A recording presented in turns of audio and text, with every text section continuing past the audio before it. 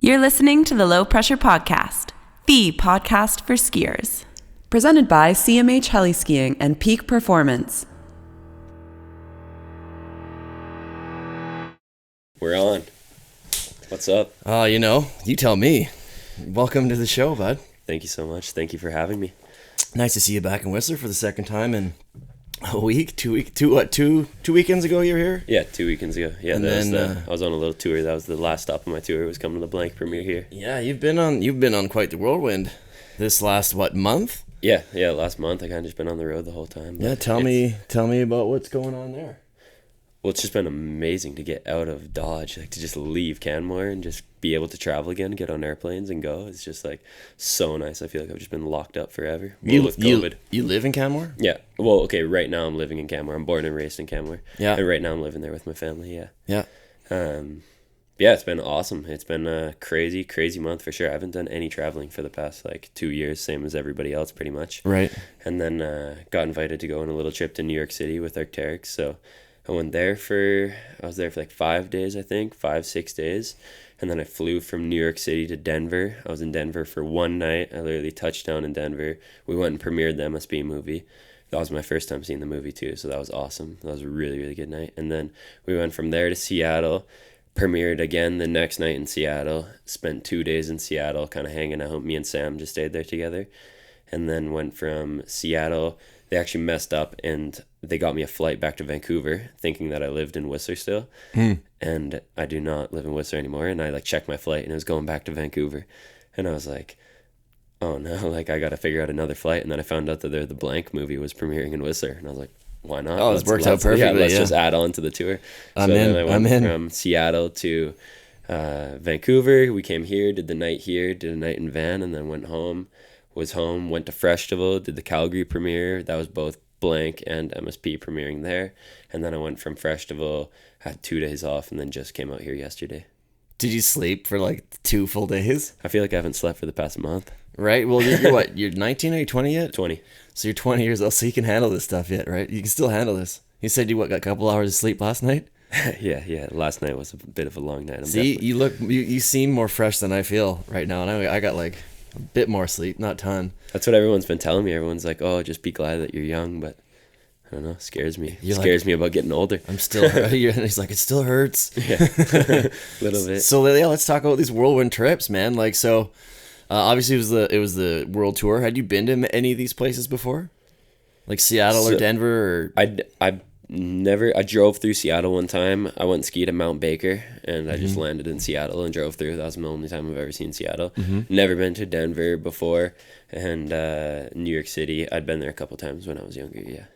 Yeah, sweet. Oh, you have been in New York? Yeah. With your family on a trip or what? Yeah, so my dad actually lives he was born and raised in New York State, so my whole family is from 2 hours, 3 hours outside of the city. Okay. And then I've actually got cousins in New York City, so I've been there that was my fourth time going. Yeah. Oh, were you staying there with your cousins while you were down there? Oh, yeah, the Arcteryx, and they probably put you in a fancy hotel room, right? Yeah, we had we stayed at a super sick hotel. Actually, we were in Brooklyn. The whole team was in one hotel. Oh, sick. So when did you got signed with Arcteryx last year, you said? Yeah, last year in February. What was that process like? That process was crazy. It was honestly it was so sporadic, but it was so natural. It just worked out so perfectly, honestly.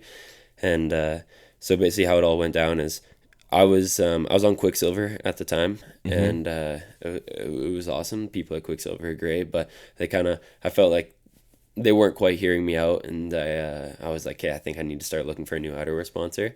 And I was starting to film with Blank, and I was just I think I definitely got to start seeking something else. And I got this text late at night. Sam was going to do a shoot. He did a video for Arcteryx called Third Person, and he was going to do a shoot last year. And they I got this text at 9:30 at night, and they're like, hey, we need somebody for safety.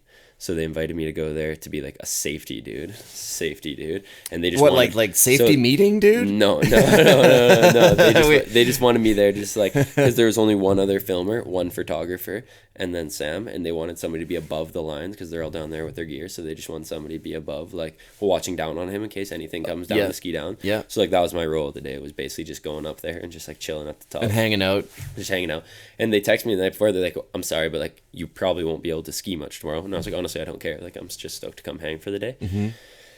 then they let me ski every single line, like after Sam skied it. So like, I had the opportunity to just. So like, once the shot was done, they're like, yeah. well, and they film me too, like all my shots. because they're still that. set up. Right? Yeah. So they got what they got what they needed to get with Cooch. Yeah. And then they're like, well, you might as well ski it too. Give us a second to reset the camera.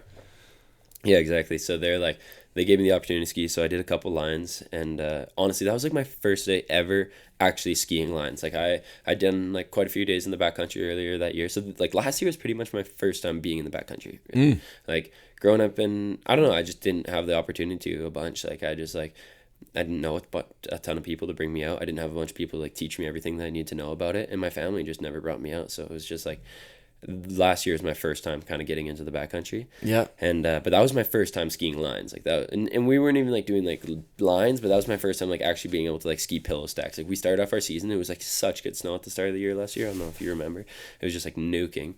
And we were just doing like a bunch of like pow shots and going like skiing hallways and trees and stuff. Yeah. And then that was my first day like actually getting to kind of shred. So what was your style of skiing like growing up? It's just basically park stuff? No, not at all. I grew up ski racing. I ski raced until I was 14, and then I did a few years of Big Mountain, and then I went to park, and I joined a park team, and I just traveled, and I did all the park comps, and then I went back to Big Mountain, and then I was like, I just want to film. Oh, so you mean like backcountry lines specifically? Like you skied like... Yeah. So you weren't just a park kid that is like, oh my God, I've never skied something like this before. Yeah. Sorry, I mean like that day was my first time like actually lining up like full pillow stacks. And like trying to scope out your assess everything while you're on the slope and I'd done like a little bit of stuff. Like I shouldn't say it's my first time, but that to me that felt like that was felt like oh wow, this is something new for me, right? Exactly. This is I didn't get here necessarily from a chairlift. I haven't seen this. I haven't skied this run 20 times. It's like this is a new line I'm unfamiliar with. I have an idea. I saw Sam ski it. Like we're kind of in a spot that it's unfamiliar territory. So then that day went down, and it turned out to be a great day, and I stomped a couple lines, and I was sitting there, and there's this photographer there, Angela Percival. Shout out Ange. She's a photographer for Arcteryx, and I didn't know that at all, and I was just sitting there and like just talking with her, and me and her. Was it an Arcteryx shoot? Yeah, it was an Arcteryx video, and they filmed it all in like 3 days, so it was like just like 3 days. Did they put you in a jacket while you were there? No, I was still in Quicksilver at the time. Yeah. I wasn't in the shoot. Like I was just there, and then it was just like your all my footage. It was like your screen test, right? All my footage from that day is in the Blank movie. No way. Yeah. Oh, wicked. So they sent all that footage to Blank. But yeah, I was just with her, and I me and her just were getting along and having a conversation about everything, and I was just like telling her, I was like, I need a new outerwear sponsor. Like Quicksilver's not really hearing me out, and I just like kind of need a company to support me a bit more and like kind of believe in my vision. And she was like, yeah, like, well, and she kind of was like explaining to me the trajectory that Arcteryx is going, and I was like, wow, like that's amazing. But it was crazy growing up. Like I'm always like dreaming of companies that I want to work with, and Arcteryx was never like really on my radar for some reason. Because they're kind of like I wouldn't think that they would be on your radar just because they've always been more of like a backcountry brand, right? Like skinny tech stuff for kind of the the 9-to-5ers that have a good amount of expendable income, that sort of thing. You know what I mean? The weekend warrior, maybe 2 or 3 times a year they'll do a backcountry trip kind of thing, and they've got all the tech gear and like they can spend some money because it's not cheap stuff. No, it's not cheap stuff, but I wouldn't necessarily say that. I mean, there's quite a few people in that realm that are buying Arcteryx, but it's made for the best. It's like I believe it's the best of the best gear, and it's made for people that are like it's. So what did they say? Like because they've got Cooch now, they've got Tatum's on Arcteryx. Like they're kind of really doing a push into free skiing. Yeah, they're doing a push into free skiing, and I think they're trying to also. They're getting a huge embracement from the younger generation, and the younger generation is just like all about it, and I think they're embracing that a little bit right now, and that's like a part of having me and Sam on their team is kind of like them accepting that, and we definitely speak towards the younger audience more than because they've got that Valence line, is that what it's called? The high end like I just did my first Valence order, the high end urban line, like Cooch was wearing his hoodie like across the other day. And I was like, dude, you look great with one of those man fanny packs like right across. He started laughing, but it would look fine. I wouldn't be surprised if they had something like that too. No? Yeah. I mean, they've got everything. Because it's very different. It's like fashion. Yeah, It's like the veil city. and stuff. It's like fashion for the city. Yeah, it's like, well, right now, like technical fashion is kind of taken the industry by a whirlwind, and Valence is like that exactly. It's like made with the same designers. Okay, it might not be the same designers, but it's made by Arcteryx. It's Arcteryx's like fashion line, and it's their technical fashion wear. Yeah, and it's like it's the shit. It's so sick, and I haven't got any of my hands on anything, but I just put in an order yesterday actually. nice. So Well, because you seem like from like watching your Instagram and stuff like that, you seem like a guy that likes that is like you're aware of your own personal style. You know what I mean? Like, you know, almost more than anything, I would say. And yeah, you know like, what you like. You know what's down. Like, I was watching some of your stories from when you were in New York. And you were at like a fashion gallery, and I think you're at like the lab where they sew shit together, or they that was actually just weird, just at the store, like the New York store, right? And you were like, "Oh, this is sick!" Like, just watching your stories was like showing me what you have interest in, and I was like, he actually cares about like patterns and fabrics and like how that's gonna look on him and stuff too, right? For sure. And I'd like to say that that's like outside of skiing as well. I think like style's everything. I value style the most important thing in skiing for sure. Like the actual style, like your skiing style. For sure. Skiing, and that goes to everything. That goes to your tricks. That goes to how you look, what you're wearing, and like how you're acting. I think like not everybody can do the biggest tricks, but I think the biggest tricks don't really matter unless you do it with some style and little have skis, some right? like personality to it. So does all that just come naturally to you, or are you the kind of guy that like you're gonna go hit something, watch some of the footage, and be like, "Oh, my arm was here. It needs to be right there." Is that something that you like actively focus on? For sure.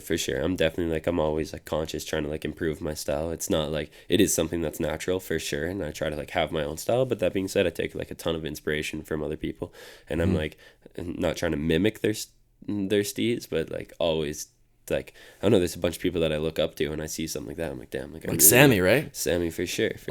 Sammy is the Big style time. master. He's a style he's master. He's like the guru of style, man. He's Yeah, like, you know, when you go climb that mountain and there's the guru at the top with the big long white beard, and it's like he knows everything. That's Sammy.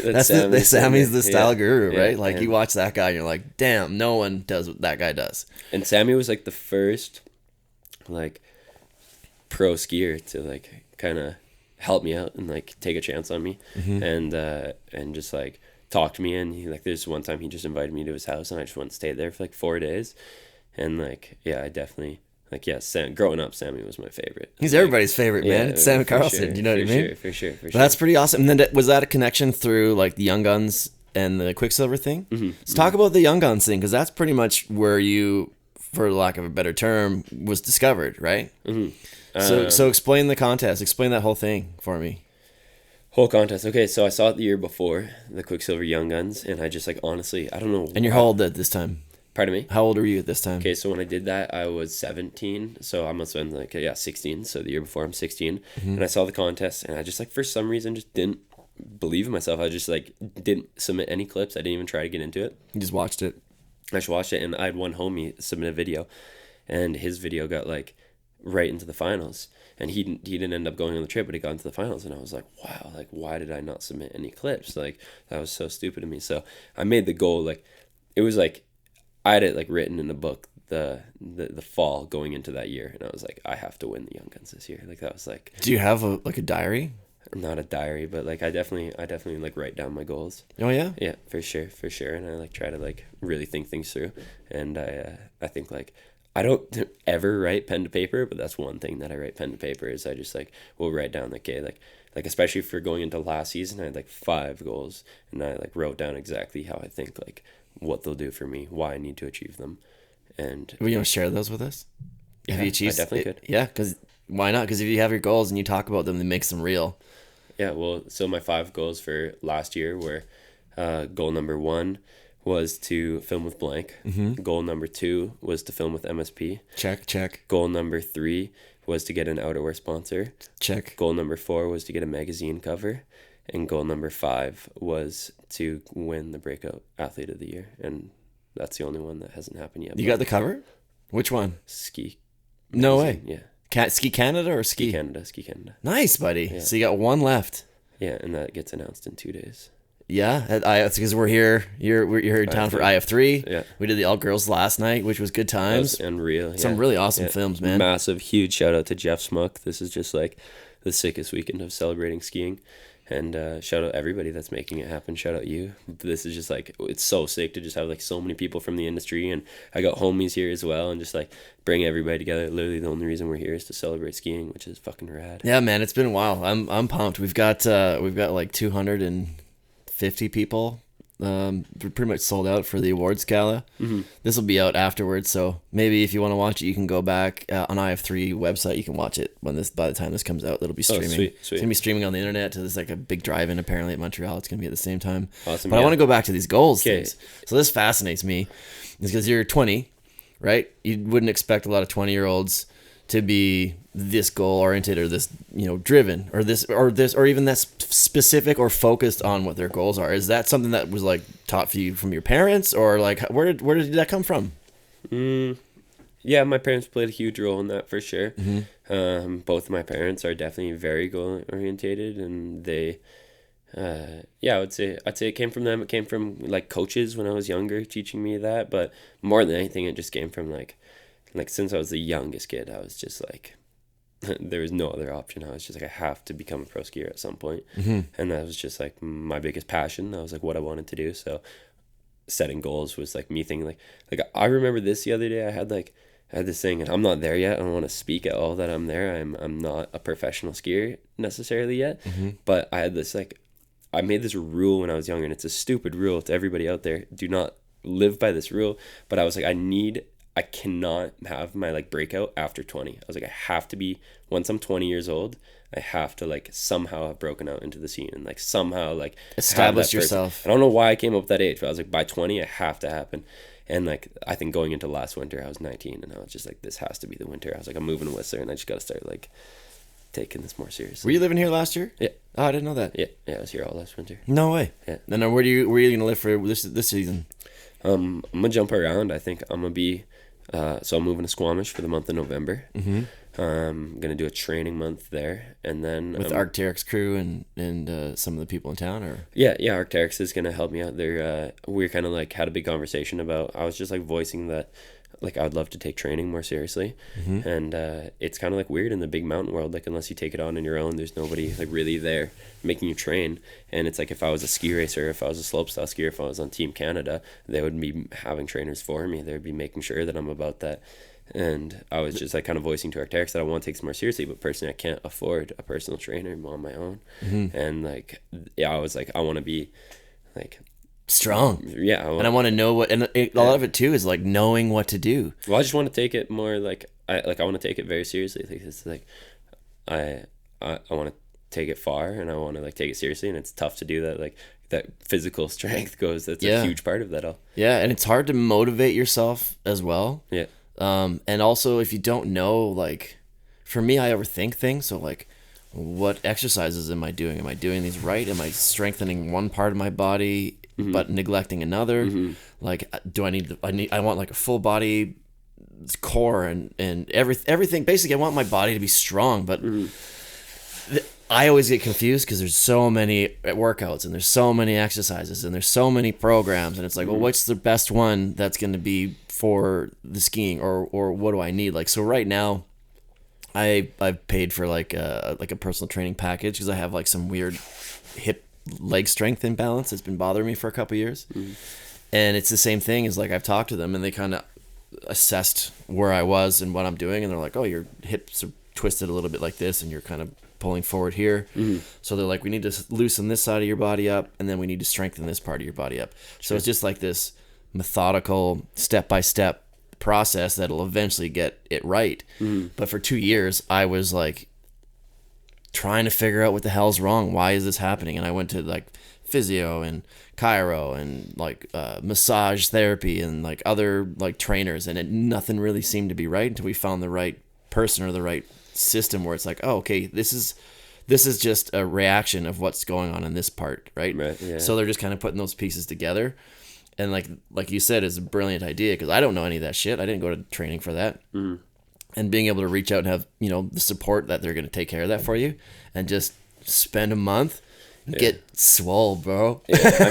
I mean, like I've been training this like whole summer, and like, just like, and I haven't been doing like a ton, but I've been doing quite a bit, but I just feel like it hasn't been like insanely consistent. I haven't been on like a direct program, you know. It's like I'll be like in the gym for a while, and then I'll be like doing other stuff for a while, or like whatever. But I think just like having a month to just kind of lock in will be really good for me. I was talking to Jordy on the first episode, and he's like, September 1st, baby, 3-month gym pass.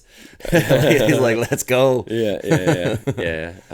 I'm actually living with Jordy. Oh, no way. Yeah. Jordy, Tanya? Yeah. Yeah, sweet. Yeah, it's renting gonna out be awesome. renting out a room in the house or something. Yeah. I guess somebody that's in the room right now is on a vacation for the I'm just subletting the room. Yeah, Perfect. yeah. Nice. That's good.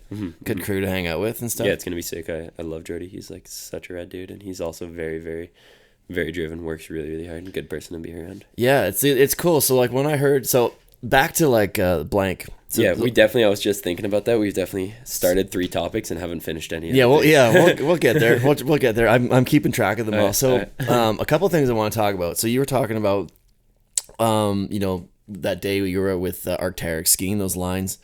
The first day you were kind of really out there, and you said you got a lot to learn and stuff. And you know, you're out with the blank crew, and I had, you know, your name has been coming up a lot, just conversations, because you've been around. You know, you've kind of cast yourself, and you've inserted yourself in a lot of different places. So skiing with like the blank crew, I was talking to a couple of the boys. And Did they tell you my first day on the sled? No, but you'll tell me that in a second. Okay, I think they might have. Okay. But they're like, no, Cole. We're like, Cole. When we're talking about your skiing before I knew you, I'm like, the kid just slays. And I think Stan a little bit. He'll tell you this too. He's like, he's a bit loose. He's a little bit loose, and this just goes back to like you're learning back there. He's like but he's so keen, and he just wants to go send. I'll go do that. I'll hit that. I'm gonna go do that, which is awesome. And at the same time, they're like, okay, you need to pump the brakes just a little bit, just to, you know, be aware of everything else that's going around it. You know what I mean? Make sure that's a safe line. Make sure that, you know, it's the end of the day. Maybe just pump the brakes a little bit, right? But he's like, he's just so keen, and he just wants to ski. And there's like we kind of had to like rein him in a little bit, you know. I feel like last year I was like, for sure, honestly, I totally agree, and that's like a huge thing. I'm already super conscious about that going into this season, because I didn't really get it last year, and I mean, like, I was just like, okay, I need to have like, I somehow need to break out into the scene, and I just need to get like. So maybe the goal, the goals, like your focus on your goals, maybe got in the way of a lot of other things. I just think like I was just like, okay, I need to like do some crazy shit this year. Yeah. And then every single time I was out there, I was trying to just do some crazy shit. And then I was crashing a lot because I was trying to like always go for broke. Yeah. Like every time I'd see a line, and I'd be like, hey, like I could just shred this line. And then be like, I'd drop in. I'd be like, okay, I'm going to do a trick at the very end of the line. Yeah. And I'd do a trick and I'd eat it. So I was like, I'm going into this season, and I mean, like, I'm still, that's kind of who I am no matter what, with everything that I do. But I'm going to go into this season. I'm going to like try and take it step by step. Like last year in November, there was like a foot of snow at Lake Louise, and I was my like second day. I was just like throwing dubs and like on like a little like jump on the backside of Lake Louise, and it was like ice, like bulletproof ice. And I do not need to do that this season. No. Yeah, and this season I'm going into the season very conscious. How you just described it was kind of what I heard from those guys. They're like, he just will go full on, and it's like he'll get it because like you said, it's your first real big season, right? Last year was like everything. Last year 24/7 was learning for me, like literally everything, like getting into the backcountry, learning like respect for the backcountry, learning respect for the mountains. Like that was like I totally owe it to those boys. Like the blank boys helped me a ton with that, and they like opened that door for me. And then like skiing backcountry lines, like even skiing Whistler Powder is so different than Lake Louise. Like I'm growing up Lake Louise, like when it snows it's just like cold smoke, like it's freezing there. Yeah, and you're like basically carving the groomer with a foot of snow, and you're just it's flying bulletproof through it. under. Yeah, and I get here and I just like take off, and you're landing in like Bottomless. some days, like bottomless elephant snot. Like you're just like sticky, heavy snow. And like I did not like my first day filming with blank. I was like, what is going on? Like I was like, I'm a better skier than this. And I just like kept we were doing like even just like slashes and hallways, and I was just like eating it, trying to do some turns. And I was like, this is so because you put too much different. into like, it and it catches an edge or something like that. It's that funky weight. It's the weight pressure control on that different snow that has that way more density. You know. Yeah, it was just like, everything this past season was so much learning for me. Learning how to film, like people don't understand what that's like until you do it. Like people like learning, like blank was one thing, but it felt like a lot of kind of pressure filming with MSP, because like there's a lot of money that goes into that stuff, and there's a lot of like it's not it doesn't happen. It's like it's not free. There's a lot of money that goes into every day. It's not free, and every single day that I'm out there, I'm like thinking like, hey, like I got to get shots because like there's something going into today. Like they're counting on us getting shots, and like it's a big mental game. So learning the mental game was a big thing last year. Learning how to ski lines, learning how to be in the backcountry. Don't even get me started on learning how to sled. That was like to throw that into the mix. It was just like everything last season. I was just trying to figure it out like day by day. I really did go into last season like trying to like take every single bit of information that everybody had for me. Like I was full open sponge. Yeah, and I was just like trying to like I was just like any tidbit you have for me, like I'm down. And you like, got the right crew for it too, right? Like you like Stan, absolutely. Jeffy. Did you ride with Riley last year as well? Yeah. Yeah, Riley is everybody, like Stan, Riley, Alexi, right? And huge shout out all those people. Like huge shout out to Blank, to MSP, to Heimer at head, to Sam Cooch, like a million times. Shout out Sam. Like all these people just like took so much time out of their winter last year to help me and like show me kind of the ropes. And that'll never be forgotten. Like last season, just like there was a lot of people that, and I was like obviously I like did a lot of my own too. I had to like do like, I'm not saying that like these people just carried me along. Like no, I but had you to, need like, grind, you need mentors. Yeah, like need, in order to achieve, like you've got those goals, right? There's no way you would have achieved those on your own. For sure. You got to surround yourself with the right people. For sure. And it seems like that's kind of worked out for you. Yeah, last season that kind of, and this is like, people might not like this, but this is like, because I don't want it to sound like it's forced, but I went to last year and I like had like a list of like 10 people, and I was like, I need to kind of be around these people. That's brilliant. Is it on the same page as the 5 goals? Maybe the next page over. Right. Well, that's brilliant because like I was like, there's I don't remember who the saying was, but it's pretty famous in like business circles is like you don't have to be the smartest guy in the room. Like really successful people aren't the best or the smartest. They just surround themselves with the best and the smartest, right? Or it's just who you decide to surround yourself with, right? You don't need to know everything, but when you got 5 or 6 or even those 10 people that have been around and have all that accumulative knowledge, then absorb it and take advantage. Find mentors. Like it sounds like you're already on the program, man. For sure. That puts you ahead of the game just in itself. Yeah, like these opportunities coming here, even like it's just networking. It's just like 100% meeting so many people and like just taking the opportunity. Like if you give somebody the opportunity to like kind of tell a bit of their story, like if you give somebody the opportunity to like explain their path, you can learn so much. I feel like just from figuring out somebody's step by step on how they got to where they're at. And whereas like crazy for me was when I was in New York and I was with the whole Arcteryx team. And I was just like, because that was like the first time that I felt skiing like just opened a door for me to do something that had nothing to do with skiing. Yeah. And that was like and like that's like a huge focus of mine is like using my ski career to open up other doors so I can kind of branch out of the ski industry. I love skiing. I love the ski industry for sure. But like I feel like professional skiers are in a little box. Yeah. And to be able to be like able to be aware of that at 20 years old is pretty impressive. Like I've had a lot of conversations with a lot of people, and one of the things I ask a lot of athletes, especially a lot of skiers kind of in their 30s, is like, do you have a plan?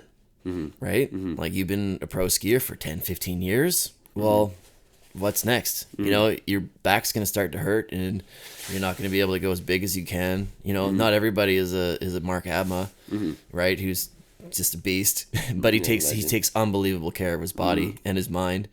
And then like Rubens and Hoji, like the old guys trip, like it was 2 years ago they did the old guys trip, and they're still throwing down, but sure. They are the select few, right? Yeah, for sure. No, I totally know that this is temporary for me. I don't. One thing that's like important to me is once I feel that I'm not pushing my ability of skiing, I don't want to try and hold on to a ski career. I want to like push the ski career as my skill progresses. And once I get to a point, like obviously you could always adapt too. Like look at Cody Townsend, right? He was always the backcountry, like high speed, pointed, shred, gnarly lines guy. And now he's like super mountaineer adventure man, right? You can, and I feel like that's the common route to go. Like I feel like most people kind of embrace that side, and that's like, and the reason everybody does that is because they have so much passion and love for skiing. And if you can make that your life, if that's what supports everything you do, like why change that? If that's like what you love the most, why change that? But I feel that, like, I don't know, I hope to have like a very well-rounded life, and I don't want to have like it only be skiing. Yeah. And that's what I mean. Like, I just feel, I know like pro skiers are just, it's in this little world. It's like this little hub of being a skier. And I'm just trying to navigate right now of how I can like set myself up for, I'm going to do everything I can to like have the best ski career I possibly can. And like right now haven't even started my ski career, so like, that's still the forefront of everything, is like focusing everything on skiing, and it's like still like my number one passion. But it's then just like figuring out like how can I set up this ski career to help me when I'm like whatever age, and I'm just like, okay, I think I'm ready for something smart new. Man. You're a wise young man. Thank you. You're a wise young man. Now I'm praising you for being so wise. I want to bring you right back down and have you tell me the snowmobile story. Which I haven't heard yet. That's what story. But I'm pretty sure I know how it goes. Yeah, this is gonna be the first time this has been spoken of on a live setting. Perfect. So this is funny. People are gonna like this one. Well, to start, for all the people who have never been on a sled before, it's hard. Like, it's really man. hard. We like, talk about this on the show all the time. Yeah, it's one of the hardest things to do. Yeah, and people warned me about it, and I was cocky as hell. And I know I tell this exact story to people, and they're cocky as hell. Like I tell people the story, and they're like, "Well, like I got this uncle in Alberta, and like I rode the sled around his yard." I've been on a dirt bike once, sick, man. Yeah, sick, man. Like it's dope, but like, and some people pick it up. I was not one of the, like, it took me a while to figure it out. But my first day, like, I don't understand how, like, it is so insane to get into this industry on your own without support. And I was like peak stress at this point last year. Like I moved, it was like December 1st. I moved to Whistler. I worked my ass off all summer long landscaping. Every single penny I had went to like buying my truck, insuring my truck, buying my sled, getting to Whistler. And I moved to Whistler. I didn't have a sled, and I like was talking to James Heim, the TM at Head, and I was like, "Yeah, man, like, yo, I just don't think this is a season for me. I can't really afford it. Like, if I want to make the season happen, I don't think I can get a sled." And he's like, "No, like, you need to buy a sled, Cole." I was like, "Okay," so I like find the sled. It's here in Whistler. I go and I buy it, and I drop. It wasn't the best sled, but I dropped like a good chunk of money. You don't need a good sled for your first sled. Yeah, you need a decent. You don't need a great sled. You need a good or decent sled for your first sled, because that thing's gonna get trashed. For sure. But then so I go this one night and I drop a bunch of money, like all my money, on the sled that I had, and I was like, "Here we go. Like I'm just gonna go for broke." Like I was like, if this doesn't work, I'll move home, get a job, figure it out, like whatever. Yeah. I was like, I'm gonna just figure it out. So I like literally went broke the start of my season. Usually you got a chunk of money, you want to make that last your whole season. I was out the start of my season, pretty much. Calling up Heimer, "Hey man, can I sleep in your spare room? Yeah, basically. I'll babysit the kids." Basically. Definitely calling up Heimer, being like, "Do you know where I can live this year?" Yeah. And last year I shared a room with a whole family. The best family ever. God bless the Doogids. In Whistler here? In Whistler, yeah, but I actually shared a room with a whole family and paid $400 a month, so it was like affordable for me. Like you were in the room with a room with the family. With the family was in the room? Like we slept, like we all shared a room. Oh, were they just like up on weekends and stuff, or like? Yeah, no, they're like they all live in the same. Like I shared a room with a guy the whole time. Like I did not. There was not one moment I had my own space. Oh, wow. And I was like, if I need to make this happen, like that's my only affordable option for last season. Mm-hmm. But anyway, so I buy the sled, I go out, my first day, the blank boys are like, "Hey, we're filming tomorrow, Cole," and that's my first time ever filming, and I'm like psyched, and they're like, Jeffy's like, "Come to my place in Pemby, we're gonna load this sled up into your truck, we're going sledding tomorrow," and I'm like, it's on, I'm like, load the sled up, I'm out there, I'm like looking at the sled in the back of my truck, I was like, check this shit out, like this is dope, like I'm going sledding, yeah, I'm like, I'm going sledding, this is gonna be rad, and we pull up to the zone. And I'm like looking at I don't even know how to start the thing. I've never ever. You never even turned it on? I've never touched a sled, bro. Like I don't like. How'd you get it on the truck? No, Jeffy all did it for me. Like I just didn't know. Like I literally, I don't know. Like people, like everybody laughs at it, but like I don't know. I never once had anybody in my life that owned a sled until like I moved out and did this whole thing. So like I just didn't know how it worked. And I get on the sled. I rip it out the back of the truck. I don't rip it out the back of the truck. I think like Stan did it for me or something. And they start it up, and I sit there, and everyone gears up, and Stan goes, Ian Morrison goes, and Jeffy's behind me. And I'm getting onto this thing, and nobody tells me anything. Nobody like gives me any pointers. Because I think everybody did they know that it was your first time ever? They did know. And looking back on it, like, not to throw any shade, but I can't believe that they didn't like walk me through a few things.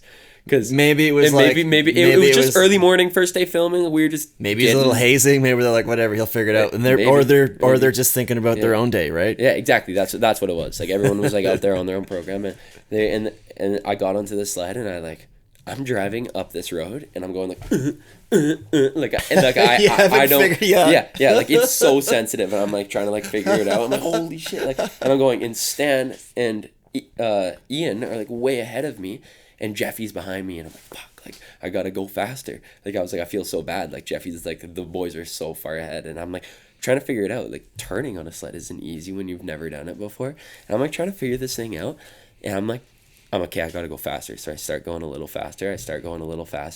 And I'm going way too fast at this point. And it's like early, we're like December, like 3rd or something like that. And it's like, we're in the Callahan, and there's just like enough for like enough snow for basically like a sled track. But there's tons of creeks running through, right? Tons of creeks. And I come ripping around the corner. I'm going pretty fast.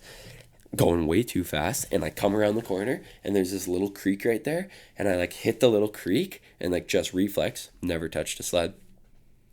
I squeeze, yeah. I'm like whiskey throttle, full whiskey throttle. Like I hit this thing, I was like, oh shit, and I just squeeze on, and I literally go full pin as fast as the sled can go. Mind you, this is Jeff's sled. This is not my sled at this point. Oh yeah. I spent all my money the night before buying my own sled. I'm broke at this point. I'm borrowing Jeffy's sled. Why weren't you on your sled? Because with e-transfer, like paying the dude, I had to do it in 2 separate days. So I had to pay him the first point. So you didn't have it yet? So I didn't have it yet. Oh, okay. So I had to go pick it up the next day, yeah. that night. So I go, and I'm like, rip this sled. And I hit this creek. I squeeze. I'm going full pin. Like literally is like I'm going as fast as the sled can go. And the road turns to the right. And I go dead straight off the road. Like flying off this thing, full pin, and I just hit a tree midair. Oh no! Literally, like I could have died. Like I hit the tree so hard, and I just went flying off my sled like midair, and like tumbled in the ground. And I'm just like, all I can think about is I'm just panicking. I'm like, oh my god, I just wrecked my reputation with these guys. And I run up. Jeffy's sled's totaled. Like I totaled Jeffy's sled. Oh no! It was an old sled. It wasn't. It was actually Stan's first sled. It was what Stan learned on, and then Jeffy was like their spare sled. So boys, it's a hand-me-down sled. Yeah, it was exactly because they knew it's a possibility that thing could fly into a tree. But that was like. So did he see it happen? Jeff did. The boys were ahead, and Jeff just saw me just full pin, just hit this tree. Yeah. And was it like down off the side of the road, and you had to like haul the sled out, or what? Was it toast? Yeah, it was toast. Well, I don't know. We could have revived it, but it was going to be like more money to revive it. So you just doubled? You just left it there for the time being? No, we pulled it out. We actually, it was enough. It worked enough initially for us to get it back to the truck. So we just got it back loaded into my truck. And then just doubled back out into the zone? Doubled back out and filmed the whole day. And that was my first day filming the blank, and I was just like, wow, like and then I had to like buy the sled off Jeffy basically, and he gave me like a deal for it, but it was just like I was so embarrassed. So did you did you use it as like a is it like a parts sled now? Do you still so you have two sleds? I think he sold it to somebody for parts or something like that. Like I gave him money, and I was just like, I'm sorry, man. Like you can just have. That's a great story. Yeah. You got to talk to Heimer. Ask Heimer about his first MSP filming day. I heard about it. He like slept in. I don't know if I heard about that, but something to do with him like I don't know, something with Hoji. I think the story that I know, and I think it was in like a Powder magazine or something like that, is that this is just me trying to remember as best I can. Apparently he was like getting ready for this shoot. I think he may have slept in and like had to like rush to go find the crew, and he was stressing out because he may think same thing. Oh no, did I miss my chance? Yeah. But I've heard so many of those stories, but you never do. Everybody gets it, man. When you're new and you're starting, exactly. Like and that's the thing, bro. Like I went out the next like 3 days or something, and Sam brought me out. And like, I'll forever thank Sam for it. Sam literally just like wasted 3 days with me, Teaching me how to sled, and just like I was like so well. Everybody knows when they first go out sledding, like it's. Did you just go sledding and not sled skiing? Yeah. So when I started, we just put on our like rubber boots or our snow boots, and we just went out. And, well, that was the thing. Everyone's like, put on normal boots, and for some reason, I kept wearing my ski boots. And then like after I had already learned to sled, I then transferred and got like some sled boots, and I was like, oh my god, like this changes everything, like everything. Being able to hop over and like not have ski boots on, and like, but yeah, catch your buckles on the thing, and like. Yeah. I remember there was this one day that I just looked at Sam and I was like, bro, I don't think I'm gonna be a sled skier. Like, I was like, I'm just not a sled skier. It's great. There's a lot of sled skiers out here. That's not me. And Sam was like, cool. Like, shut the hell man. up. Like, you're going to be a sled skier. You have no option. You're going to be a sled skier. And then I figured it out, sure enough. And Sam taught me, like, literally. And you still get better. You still get better and better and better. Oh, yeah. And better. I still got a lot to learn. So that's how I learned. I went out with some friends, and we just would go to, like, on, like, a deeper day, we'd go to, like, a frozen lake and just learn how to, like, counter steer. And, like, just do simple drills for, you know, like not really drills like we're gonna go around these cones, but it was just like, you know, how does this work, how's that gonna go, and like, you know, lots of digging, lots of flipping, lots of rolling around, some sore bodies, and like you get home and then you're crushed. You're more tired after a day of sledding than anything. It was a huge wake-up call for me. Like, as I said, I was just cocky as hell. Like, I just thought sledding was easy. And it's not easy. Like, it was not easy at all. It's not easy. I love it. That's a great story, man. So that was like, for getting going with blank, we talked about all of like your goals, which I think is really neat, and the people that you think can help you out. You talked about the blank guys. How did the MSP, you filmed for MSP this year as well, how did that come about? Was that just through Cooch? Well, no. Well, Cooch helped, but for sure Cooch helped. But it all goes back to, so I guess we never finished that initial story. We also never finished any of the Young Guns stuff. But we can get there. Yeah, we'll get there. We got a bit of time. Yeah, we got time. So it all goes back to that first day filming with Sam. And so, like, to finish up that story is basically I was, like, with that photographer. And I didn't even know this. And then, like, the TM over at Arcteryx, shout out Justin Sweeney. He's literally, like, the biggest legend I've ever met. And he hit me up. And then we started talking. Then I found out, like, way later that the photographer basically just, like, from that day, the Arcteryx photographer was just, like, yeah, we got to sign Cole. And let's put him on the team. So then, but that whole day, I got a couple clips from that day, and I posted up those clips. And Scott Gaffney like hit me up about those clips. He's like, "Dude, like these are sick." And I was like, "Thank you." And then Gaffney's the man. Gaffney's the man. Yeah. And like, well, he's the legend of the ski industry. Right. Like, think of he's done so much. And he's just a dude. Yeah. He's sick. He's super sick. I actually just met him in Denver. I've only spent one night. Yeah. That was the only time I've ever met him in person. Spent a lot of time on the phone with him. But yeah, that whole day just like clicked a ton of stuff. Gaffney hit me up after that day, and Gaffney was like, "Do you want to start filming with MSP?" And I was like, "Well, it's like probably my first dream that I've ever was to film with MSP, so of course I want to film with MSP." And so yeah, it was like pretty like back to back. And then Arcteryx signing me was kind of connected with that because they supported a big chunk of my like filming for MSP, so it was like kind of hand in hand. They're like, "Okay, we'll bring him along, support his MSP film," and MSP's like, Murray over at MSP also helped me out with their Arcteryx deal a little bit. Nice. Mm-hmm. So that one day of just going out to help. Yeah, crazy. Totally, basically exploded into a pretty thriving ski career. I mean, it's just getting started, man. Sky's the limit. Not too thriving. Sky's the limit, man. Oh, I don't think you probably have an idea. You seem like pretty aware, but I don't know if you really have an idea of where you're gonna get to. Just like the way you've set everything up, right? Like it's not by chance. It's like there's a little, you gotta be good to be lucky, and you gotta be lucky to be good, right? There's always that little bit of thing, and you always got to put the work in, which it seems like you are aware of, right? And you're more aware of what the work is, whereas some people are good skiers and they'll go out and do it, but you're a little bit more focused. It's almost like you've got a plan, like you've proved it. Yeah. You've proved it, right? Thank you. Yeah, I definitely have a plan. I definitely like, I don't know, I think a lot that helps me with that is I don't really like, there's a couple skiers, like growing up, like the only thing I did was watch skiing. Who are your guys? Okay, so There's a bunch of guys. Like I'm one person I will never shy away from saying like I like was a fanboy when I was younger. Like inspiration to this day still. Like everything. Like I just get so inspired by certain people. And so growing up, so Chris Rubens and Eric Carlson are both from Canmore. So those are like my hometown heroes. My dad actually used to be their coach as well, which is kind of crazy. Their ski racing coach, because both of those boys were ski racers for a long time. I don't remember. Were you on that Golden Alpine? No, you weren't on that trip. I've never skied with Rubens actually, which is crazy because like Jordy was talking about how he got to ski with his heroes, Rubens and Hoji, right? Yeah, I think that's like same thing with Jordy. Those are both because he's from Canmore as well, right? Yeah. Did you know him from home? No, not just at all. worked out. I only met him like I met him a few times and we were just like homies over the phone, and then we went on that trip together last year to the Monashees.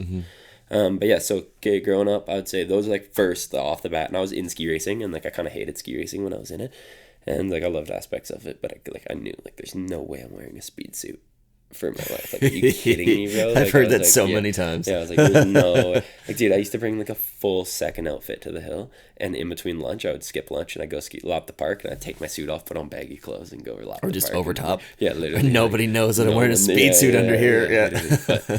But what I liked about those guys is my dad was always like, look at these guys who grew up ski racing and look at how far they've got, and they created this base with ski racing. So that was like a very direct path for me to see those guys. And just like it was very real to me. They're from Canmore. My dad coached them. They're pro big mountain skiers, and they used to race. So I was like, yeah, I can follow those steps as well. Right. Then it goes into like Sammy, and like I start seeing style, and like I started like appreciating style. Sean Pettit, massive growing up. Like Sean Pettit and Sammy probably were my two. Definitely like I started with Rubens and Hoji, and then like as I got a little older, I definitely. Sean Pettit and Sammy Carlson were my two like idols in the ski industry. And I'd say so. We can get back now. That's a good segue to get back to finish the Young Gun segment. Yeah, thanks. Right. So you said that you were, I think we left it off where your buddy had put in a clip and you're like, oh shit, I gotta put something in. Yeah, and then I was like, well, no, so that was the year before, and I slept, and I just like missed the whole event. The event went down, and I watched the event from afar. And actually, I had one homie, shout out Simon Hillis. I had one homie in it, and he, it was actually in Whistler that year, so I watched him do it. And the one you did was Ravelstoke, right? Yeah, and I watched that, and I just like that was something like I guess it goes back to like that was another thing in my little book. I had like it was no option for me. I said like from before the ski season started, I had to win the Young Guns. Like I was just like that was another goal. That was the year before goal. I had to win Young Guns. Yeah, Do you set up back to those goals quickly? Do you set them up every year, like January 1st or a certain day, or like do you have like a schedule? A certain day, like it's kind of like it's constant in my head, and then it's like writing them down. It's like I could sit here right now and like say like a freaking massive list of goals and things that I want to do, but it's like kind of going into the season I try to like write down like, the top 5 priorities. Here's what I actually need to accomplish this season, right? And, like this is like you kind of got to stay focused on a certain path. So that's kind of my that's like that. But yeah, so that was my thing. I just like knew what the Young Guns could kind of do for me if I was able to go on that trip and win it. So there's like no question, like I had to. So it was me and my homie just like helped me film it. Who's he? His name's Aiden Brown and Ashton Chilton, just two homies from Canmore. And they like we would just go out and shred, and they were just like helping me stack. And like we would go, like I remember like I took that shit so seriously. I remember like we'd take the bus, none of us had cars at the time or licenses, and it's an hour to get from Canmore to Lake Louise. So we'd take the bus, and I would sit there on my phone and I'd write down what I was gonna do every run. So I'd write down like, okay, first run I'll go and I'm gonna 360, and second run I'll 720, and like third run I'll go do a dub, and like whatever. Really? So you'd have like, this full schedule? Because I was like, I have to get clips. Like I was like, I have to. Like, and then like actually I went to Kicking Horse one day with my dad, and my dad filmed me on a dad cam, and like he helped me get clips one day, and I was like no, like I was like I have to get into this. He's probably so stoked. My dad. Yeah, to go and like shoot his kid throwing down, like yeah, that was a great day actually. That was like cool. We've never done that since. I should get my dad back out filming me. Did you watch the Tatum's movie last night? Her and her dad skied that sick couloir. Yeah, super sick. Like that was really. I'm like that. What a special moment to do something like that with your dad, right? Yeah, awesome. Yeah, Tatum's thing was sick. And then so continue on with so I then get my clips. I get invited in.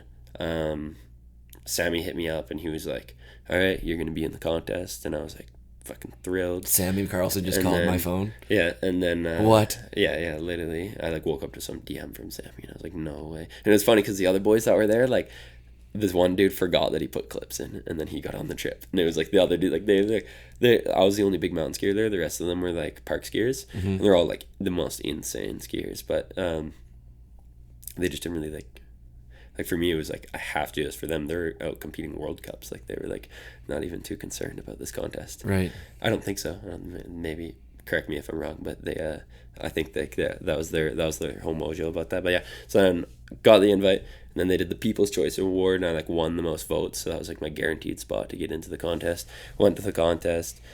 That was like the most insane week. That was my actual first time like doing any of this stuff. Like, that was my first time having filmers, first time like being like legit. Like, as I was saying, I was getting my like friends from Canmore and my dad to film me the week before. And now you're on like a proper And then, program. Like, yeah, and they like put us up in like the like Pimpin' Hotel, and we were just there, and it was just like the most fun time. That was the first time I remember me and the homie Zane. He was one of the dudes I was in the contest with, and I remember me and him like at the end of the contest, I was like, that was the first time I was like, hey, I'm gonna dedicate my life to this. I like this life. Yeah.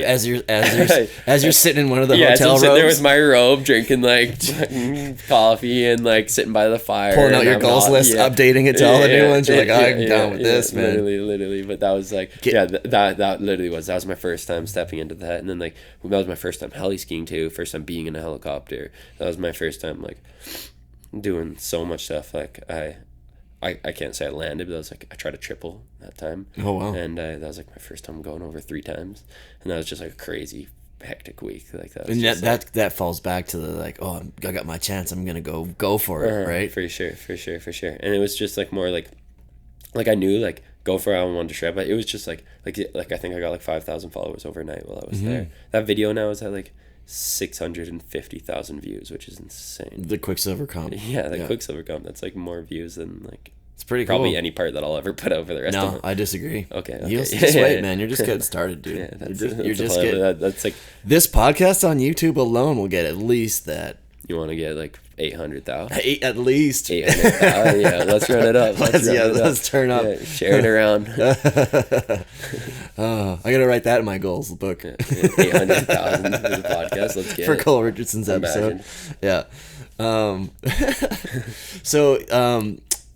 Like I was talking to you, and jumping back to another part that we didn't quite finish is you're staying at Jordy's place, and not really sure what you're doing for the winter. Oh yeah, sorry. But I don't worry about me. I'm jumping around. Okay, it's good. yeah. We're covering all the bases. Yeah, If people we'll- listen to this, we'll double back. They We'll usually double know back. we're doing a good job of it. So I talked to Jordy, and he was saying like, dude, I didn't have a plan. I didn't have a single plan last year. It's kind of the exact opposite of you. But he's like, I was home for a week because there's always stuff to do. So it's like, are you willing to not have a home base? Maybe home base is at mom and dad's place in Canmore if you need it, or somewhere. No, you can't be in Canmore to do this shit or at somewhere all. like whatever. Like No, but I got a plan. you got a plan, but you Yeah. don't necessarily need like a full spot because you know you're going to be on the road. Yeah, I'm gonna do a month in Nelson. I'm gonna do my month in Squam, and then I'm gonna go do like 2 months in Nelson, 3 months in Nelson, something like that. 4 months in Nelson, 5 months in Nelson, 6 months in Nelson. A year in Nelson, something like that. No, I don't plan to be there for too long, but me and Sam are going to be working on a project together next year, and that's going to be with the CK9 boys. Yeah, I was gonna say you got the Seadawgs hat Yeah, on. the They were on Seadawgs. they were on the show yesterday. They're here in the studio yesterday. Yeah, represent, shout out Clay and Simon and the Seadawgs. That's like, those are the fucking guys. Like, those guys, they're you know what, legit. I Those met guys them- are so real. I They're met so them sick. yesterday when they came into the house, and the place was a fucking disaster. I had boxes and shit everywhere getting set up for IF3. I wasn't ready, and they were just cool, super chill, random dudes. We ended in partying with them last night. I'm like, I like you guys, man. No, they're like, yeah. I was telling you this earlier, but I went and worked for them this summer. Right. And that was just like me being like, I just respect the shit out of those So guys. what did they have you doing? Were you just kind of like an intern running around? Basically, no, it's just like editing. Like Sam's part, I edited like a bunch of Sam's parts. Oh, no way. Yeah, he's got a part like What program were you using? Premiere. Yeah, and they were teaching you how to use it. Yeah, and like I was this. pretty much just like Clay is like a master at that shit. Like, it was like watching him edit is so cool.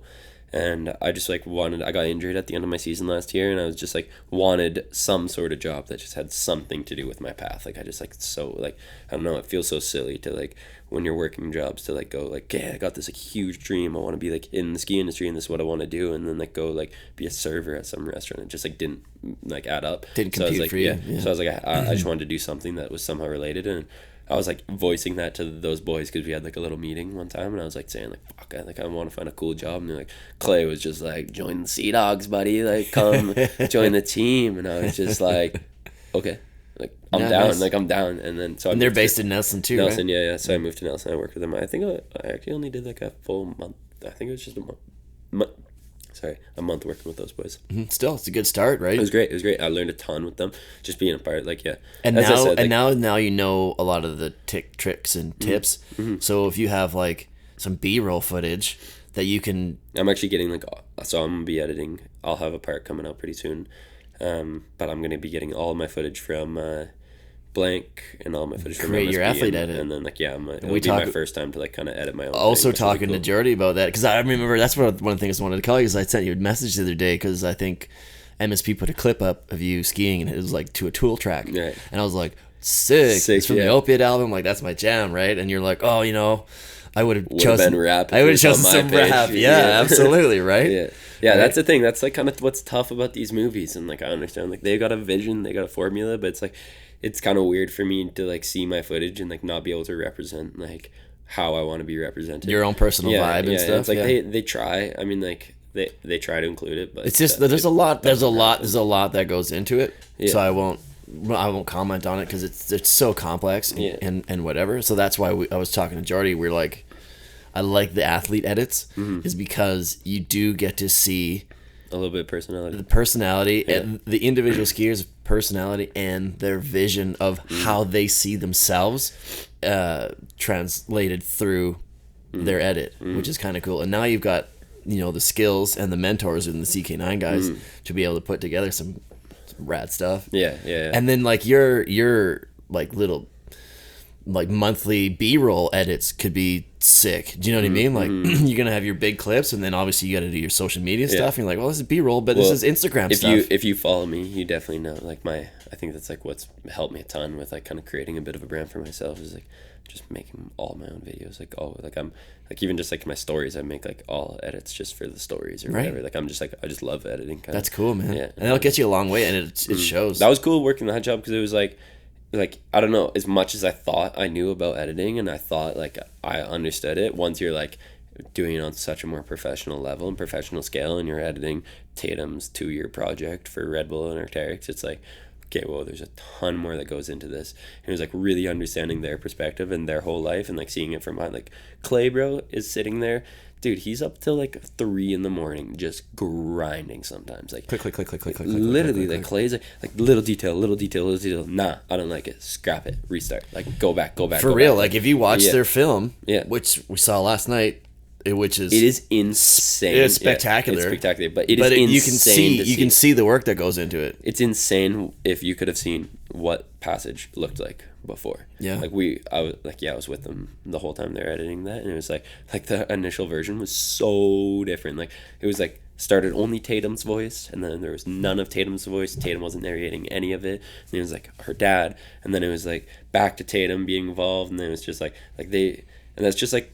You just got to develop the story. You have to have like the coherent. You got to create a coherent story and a thread that, you know, flows through like the storyline's got to make sense. The video's got to make sense, and it's a puzzle, man. It takes time to kind of put all that stuff together, right? That's why this is easy because it's just it's linear, start to finish. Yeah. Click, edit, done, out. Whereas something like that is like, woof, man. Clay's funny though. Like. Yeah, it is. It's like so many steps. It's like the polar opposite from linear. There's no path. Like it's like back and forth the whole way. But like I would edit something and like I'd like be like, Clay, what do you think of this? Because like Sam had to do like these deliverables that are like all his like promos. So like Sam had to get the promos out and they gave that job to you. Yeah. So I was like making the promos. I'd be like, Clay, what do you think of this? He'd come over, look at you, straight up, and like turn around and like, not dope enough. Like shit. Like how do I? He goes pretty dope, but kind of like meh. Yeah. Not his. Not. I mean his style, but not up to Clay's expertise. He's the master. Well, so. he's like right. The guys who apprenticed and worked under Sherpas for a bunch of years and then moved on to their own thing. Like he's my probably favorite ski video. You've been there a month. Do you know what I mean? So that's probably a good. I would say that's probably a good endorsement. Yeah, pretty dope for your first month of figuring that out. That's not so bad. Yeah. It was. Well, I mean, overtime. That was like how the company started, was Sammy Carlson's overtime, and that's. Like, that's right. They told me about overtime, and then I ended up working for Sherpas.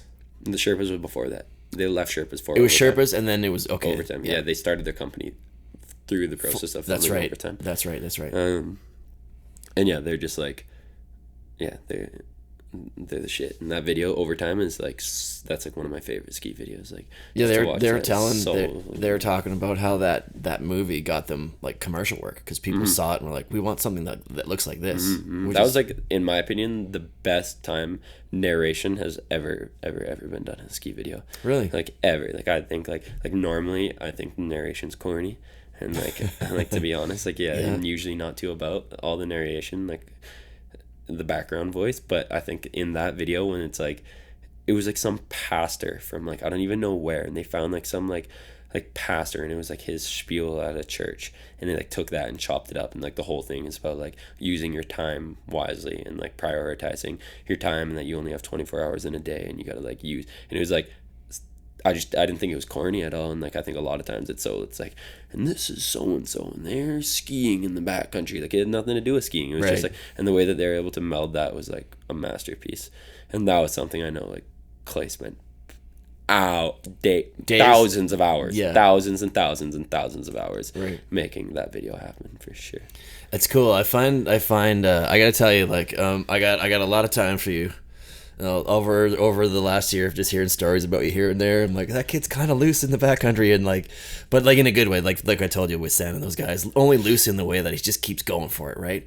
And then I hear people like tell stories about that kind of thing, like, oh, he's super goal oriented and all that kind of stuff. I'm like, who is this kid? You know what I mean? And then when I met you a couple weeks ago, I'm like, I like that. I was telling Schmuck, I'm like, I'm down with that guy. I got time for him. And then just talking to you now, it's like, it's impressive because you got your head straight. Right? For a 20-year-old kid who's got like so much skill as you do, right? It could easily, like you mentioned, like, oh, I was a little cocky. Like you said that word earlier, right? Sometimes people can get fucking cocky when they come up so fast and they're still as good as what as they are, and they know that. But I don't really see that in you. So that's really cool, man. And like it's inspiring.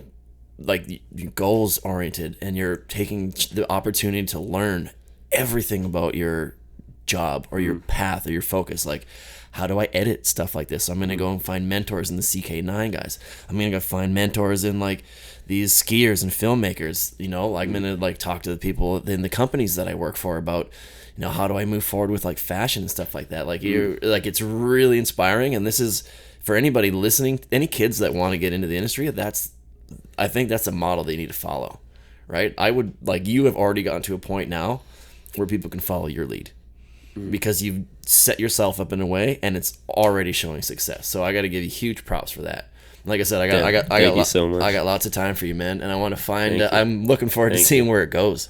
Thank you. Yeah. I mean, like to talk about, I think it is tough. I think it happens so many skiers, and to like in every sport, no matter what, every sport, it's like you, like a lot of people do have like a breakout point, and they like, and then you blow up, and then there's a chance of either I'm going to stay grounded or I'm going to, you know, get a big head, right? Yeah, for me, one thing that's important to just think about is like skiing is my everything. I love skiing, but like I slide down snow on little sticks and do tricks. Like it's not that big of a deal. You know, there's so much going on in this world. There's so much more shit, and it's like that's my everything, but it's not that important at the end of the day. Have you had any moments where you've been like regulated by somebody or something, and they've been like, "Yo," you know, like a wrist slap or anything like that? Well, the first person that said that to me was actually Simon, and like Simon at the CK9 was talking to me, and he was just like, we were talking about that, and he was like, yeah, like just like always stay humble, because at the end of the day, you're on fucking skis. It's like a pretty small thing in this world.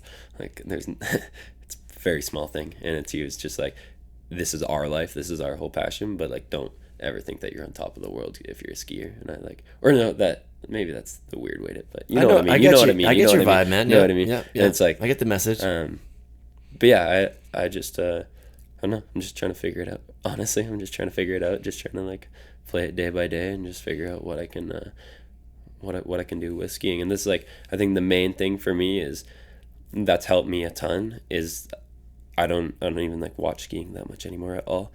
I don't really like, there's so much going on in skiing, but I take all my inspiration from outside the industry. So just like a lot of skateboarders, a lot of like snowboarders. You don't want to be influenced by stuff that you're doing because you want to have a fresh take on it. Skateboarding mainly. That's like, yeah. And like that's just and I'm not like a huge like I skate for sure, but I'm not like trying to say I'm like a great skateboarder or anything. But it's just like that industry I have so much respect for, because the people that are at the top of the skateboard industry are not just skateboarders.